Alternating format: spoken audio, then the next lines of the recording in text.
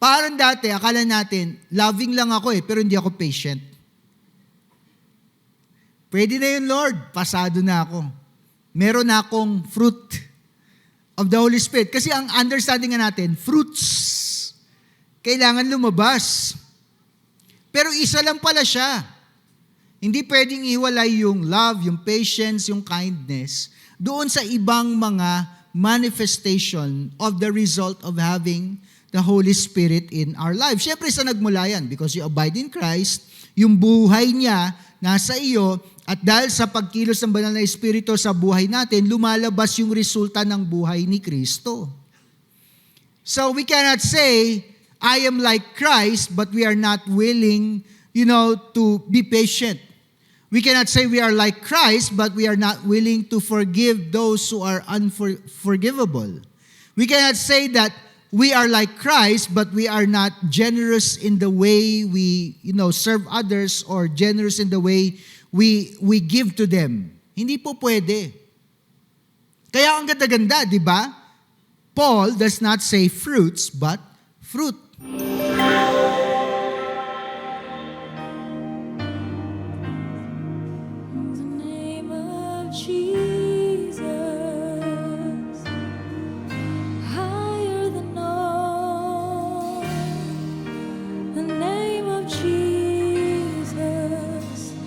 Exalted above them all, were creation suddenly articulate with 1,000 tongues to lift one cry. Then from north to south and east to west, we'd hear cries be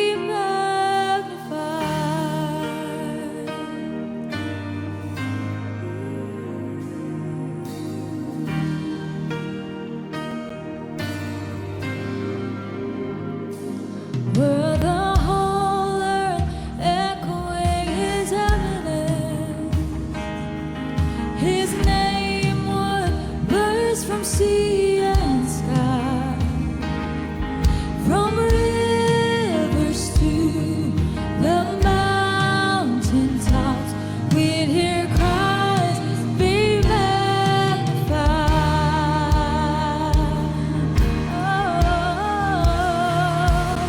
We sing, oh, Christ be magnified. Let his praise rise. Christ be magnified in me. Oh, Christ be magnified from the altar of my life. Christ be magnified in me.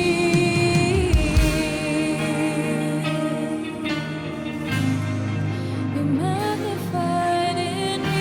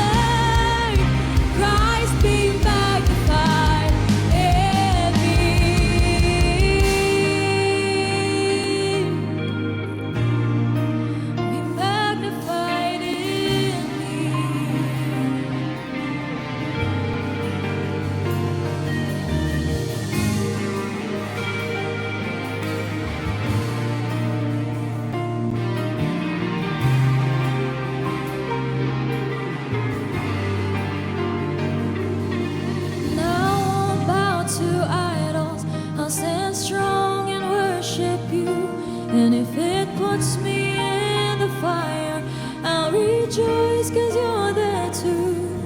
I won't be formed by feelings. I'll hold fast to what is true. And if the cross brings transformation, then I'll be crucified with you.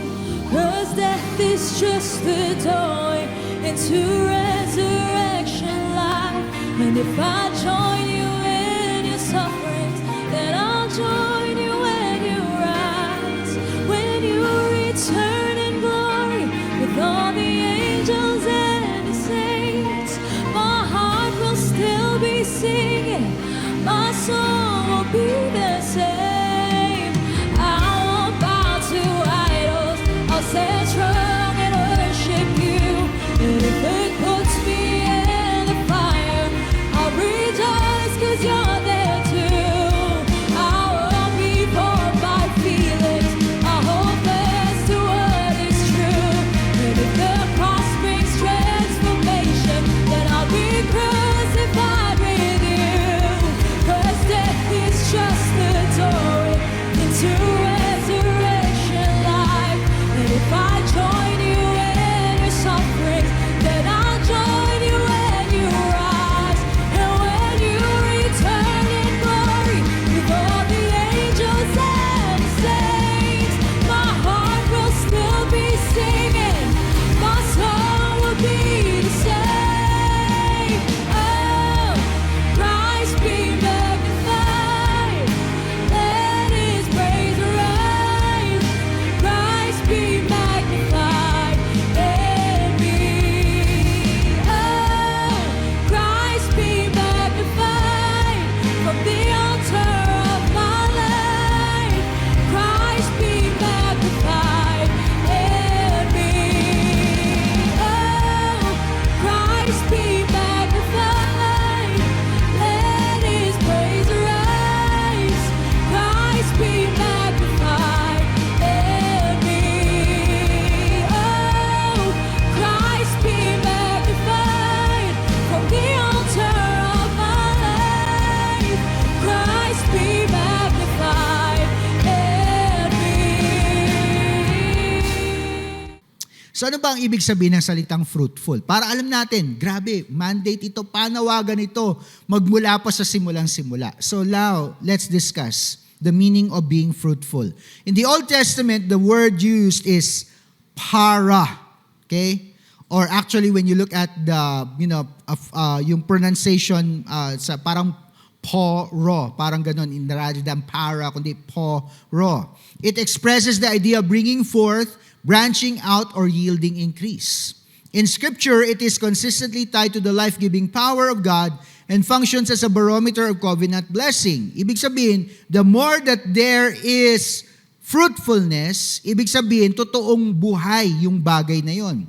Whether it is people, animals, or land, it highlights the Creator's intent that His works overflow with abundance. Nung sinabi ng Lord, everything is perfect, and when He said to Adam and Eve, be fruitful, multiply, subdue the earth, ang goal talaga niyan ay magkaroon ng overflow, ang goal talaga ay magkaroon ng abundance. At kung may hangganan man ang Garden of Eden, maybe the goal was to increase the boundaries of the Garden of Eden habang dumadami ng dumadami ang mga perfect na mga tao. Yes, before the fall of man, that was the assignment. That was the intention. Be fruitful. But in the New Testament, the Greek word that is used is karpoporeo.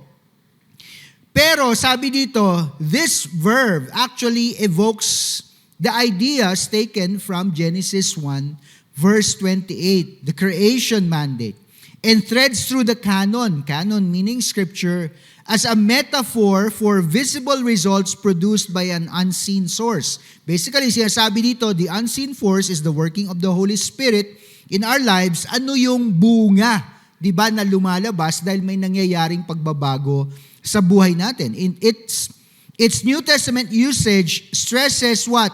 Spiritual vitality, authenticity, and the inevitable manifestation of what is sown in the heart. So, dahil tayo mga Kristiyano, tinutukoy nito na nakikita ang mga bagay na yan sa ating mga buhay.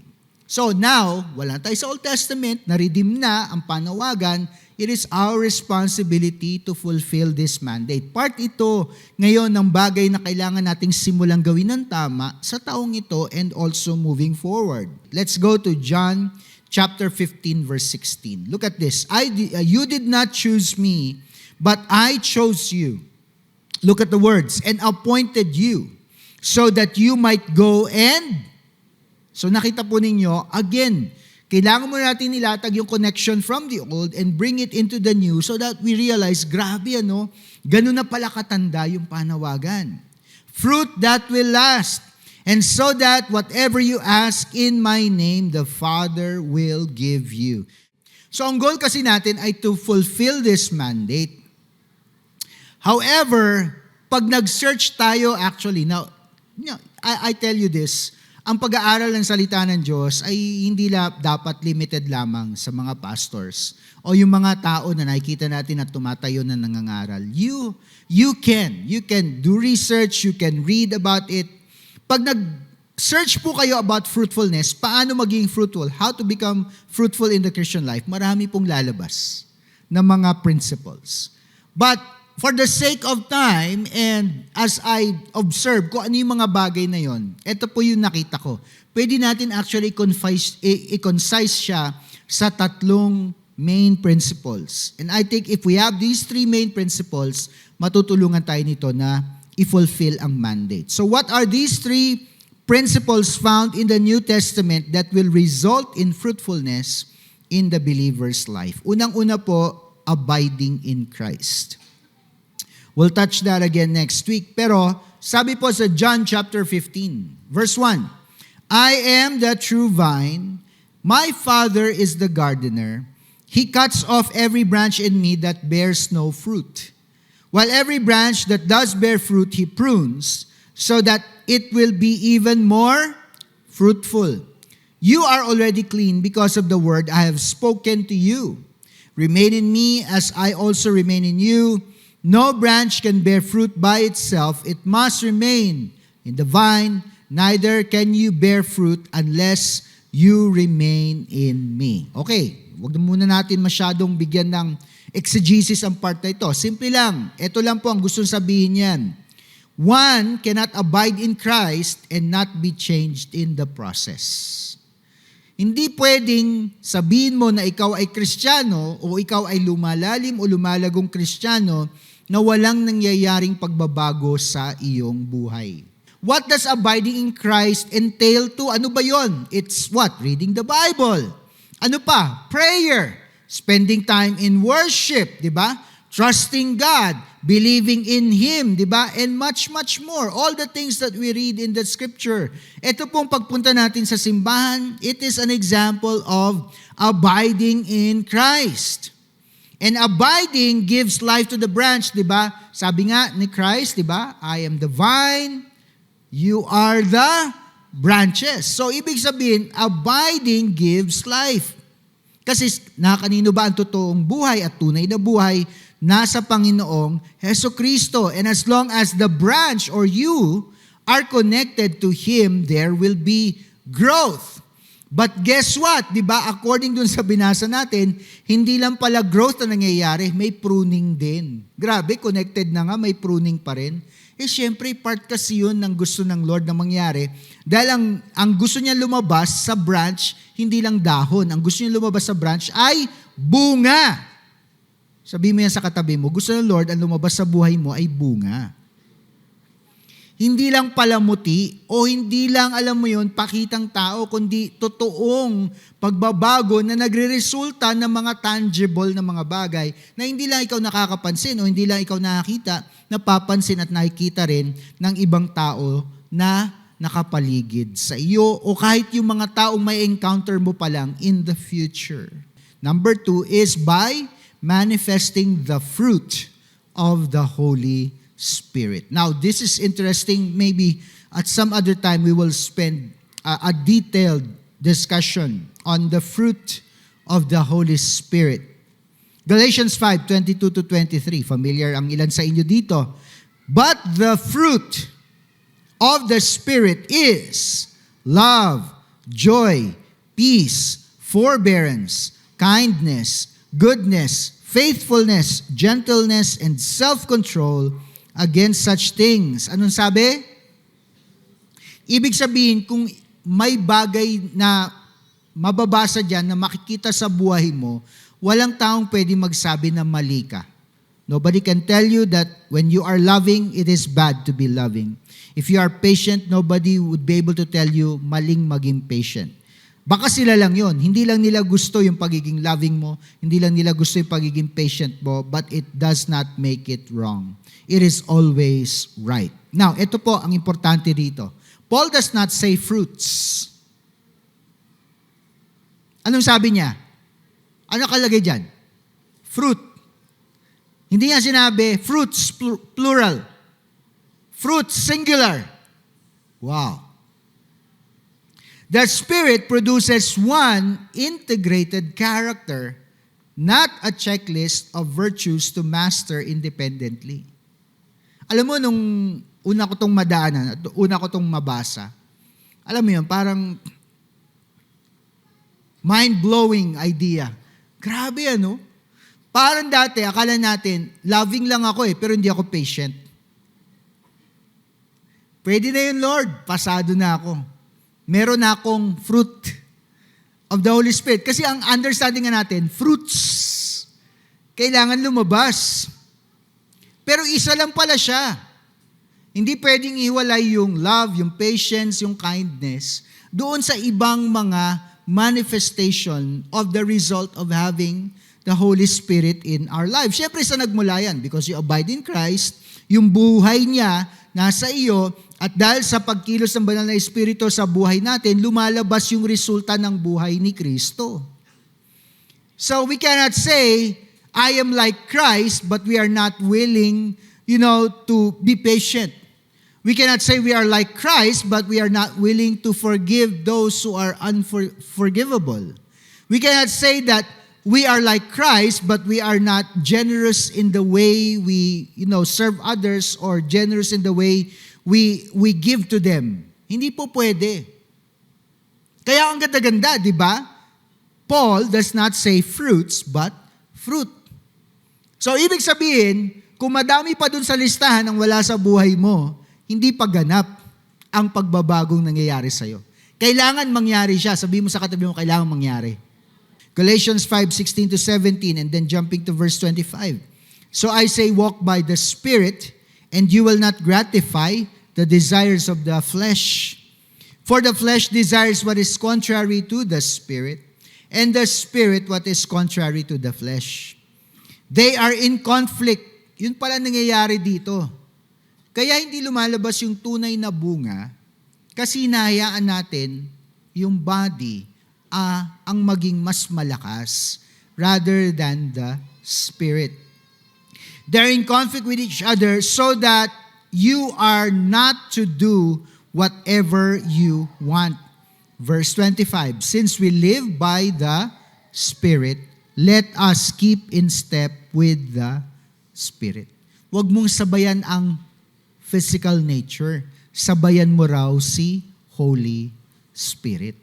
So that we can finally manifest the fruit at magkaroon ng fruitfulness sa buhay natin. Hindi po ba? Allow the Holy Spirit to do His work in you. And lastly, sowing and reaping.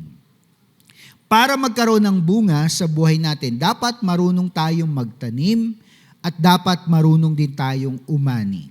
We can decide the type of seed we sow, money, kindness, or goodness, or patience, or good works. We can decide on the type of seed we sow, but it is God who determines the type of harvest we will receive. Yan po. Yan ang sagot ko. Na kung nagtanim ako ng pera, nagbigay ako sa isang tao, binalik sa akin ng Lord pera, hindi ko dapat problema yon. Kasi hindi ako nag-produce ng harvest.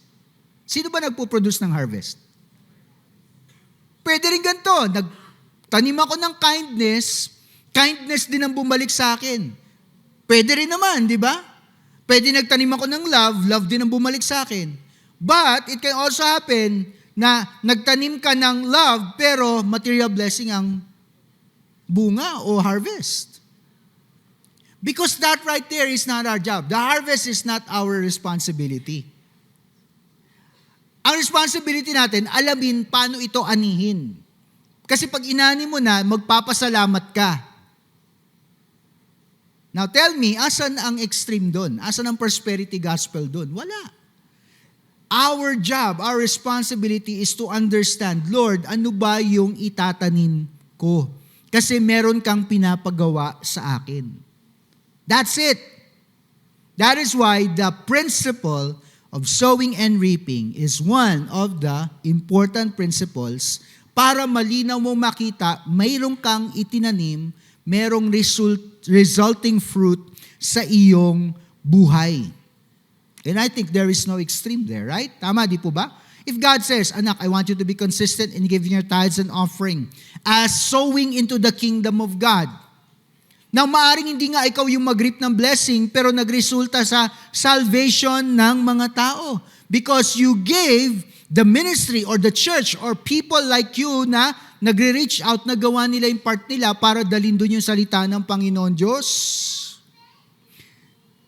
You were not the one to personally receive the blessing or breakthrough, but collectively as a church, nagawa naman natin yung assignment natin. Ibig sabihin, we will be given by the thumbs up ng ating Panginoon, well done, good and faithful servant. You obeyed and you did exactly what I wanted you to do. But for all intents and purposes, because this is important, magbibigay lang po ako ng 3 applications of sowing and reaping. Galatians 6:7-9, do not be deceived, God cannot be mocked. A man reaps what he sows. Whoever sows to please the flesh, from the flesh will reap destruction. Whoever sows to please the Spirit, from the Spirit will reap eternal life. Let us not become weary in doing good, for at the proper time we will reap a harvest if we do not give up. That's very clear. So ano po yung 3 bagay na tinuturo sa atin ito pagdating sa sowing and reaping? Una, sow to the Spirit and not to the flesh. Yan palagi ang tandaan natin. Diba? Now, sometimes we cannot help it. Kasi siyempre, there are things that are material and physical that we want to achieve or we want to receive or we want to hold or claim or taste. So minsan, dahil nga, maybe because of bad teaching before, ito ang gusto ko, so ito rin ang gagawin ko. We have to get out of that mindset. Sowing and reaping is a spiritual act. Tandaan mo yan, kapatid. It is a very spiritual act. Like ko nga sinasabi, pagdating ng covenant celebration natin, makinig kayo sa Lord.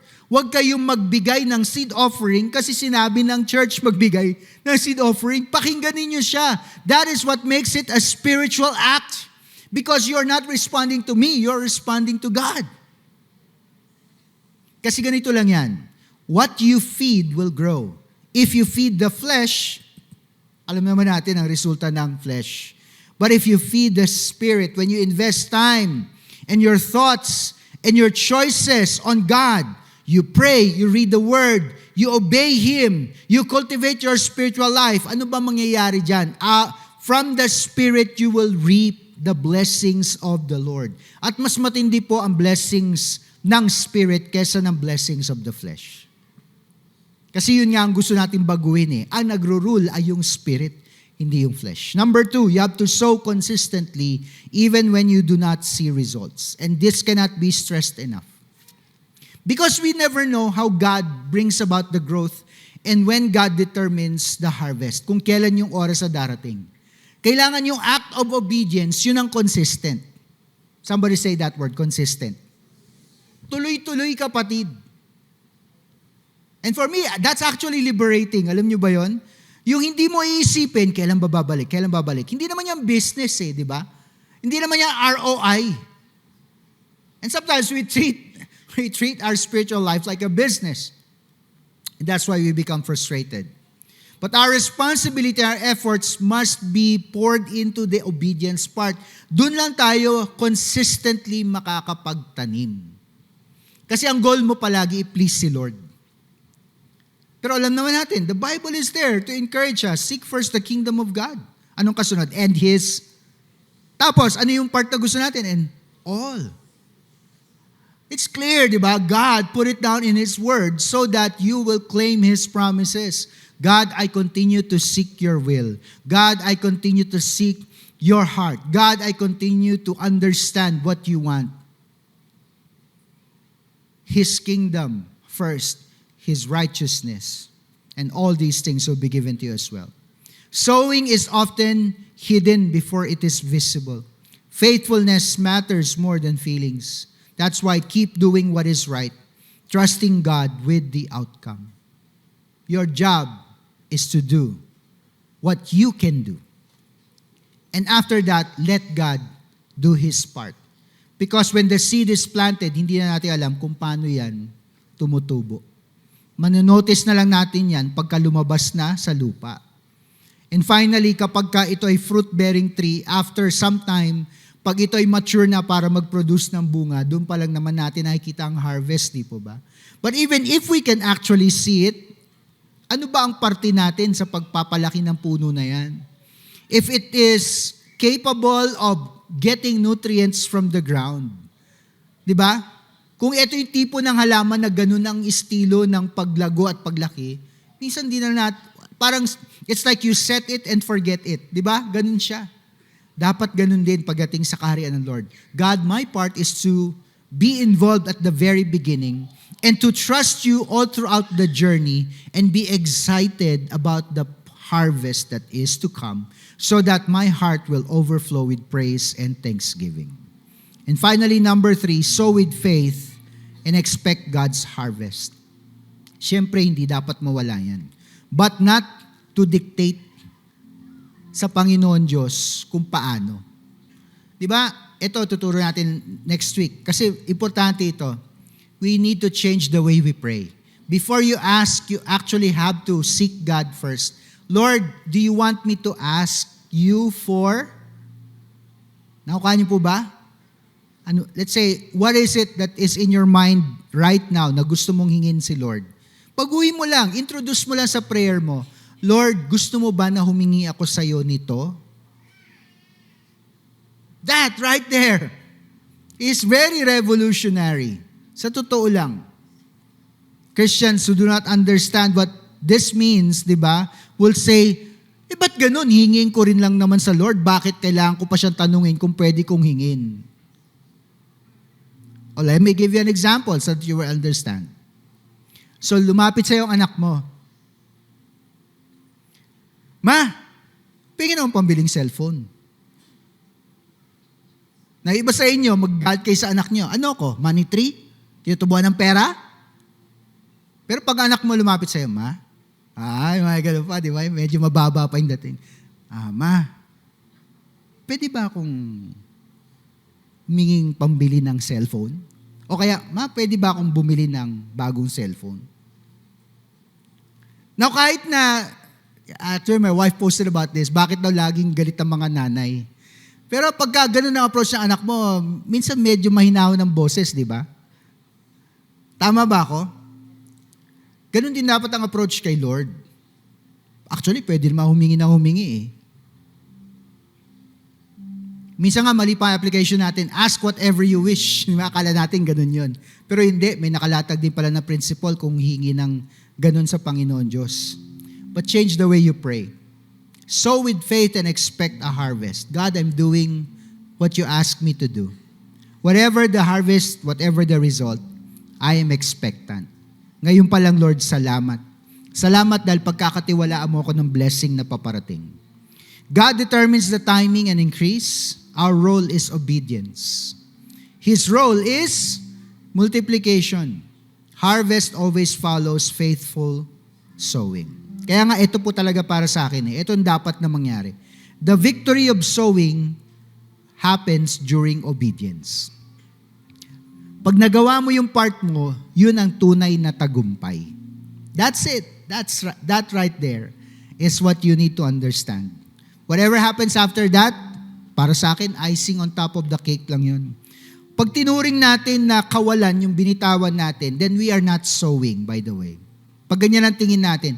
Ayokong bitawan kasi mawawalan ako. You're not sowing. You do not understand the principle of sowing. When you release something, it is never lost to you. Whatever the amount, whatever the time, whatever the treasure, whatever the object, pag binitawan mo sa Lord, it is never lost to you. Alam mo kung bakit? Tanong niyo ako kung bakit. Hindi naman talaga ikaw yung tunay na nagmamay-ari niyan in the first place eh. Alam mo kung ano ka lang? Steward. Steward. Sabi lang ng Lord, ingatan mo to ha. Bantayan mo ito ha. Yun ang sinabi ng Lord. Kaso ang tingin kasi natin, bigay mo sa akin to ha. So akin na to. Ako na magsasabi ko nung gagawin ko dito. If you change your mindset about things, then you would be able to sow. But when you begin to release something and in your mind, nawalan ako. When you give something, ako naman na magkukulang, then you're not really understanding how God provides in your life. Are we children of God? The answer is yes, di ba? Mahal ba ng Lord ang kanyang mga anak? Oo naman. We are His beloved children. So hindi papayag ang Lord na masaktan tayo sa pagsunod sa kanyang kalooban. I want you to know that. Hindi ilalagay ng Lord ang isang principle sa kanyang salita para ilagay tayo sa alanganing sitwasyon. If we apply abiding in Christ, at dahil nakikita natin yung pag-abide ko kay Christ, nagbabago yung mga gusto ko sa buhay, nagbabago yung mga plano ko. And that is how you begin to understand if God requires something out of the changed life you now have, you don't lose anything.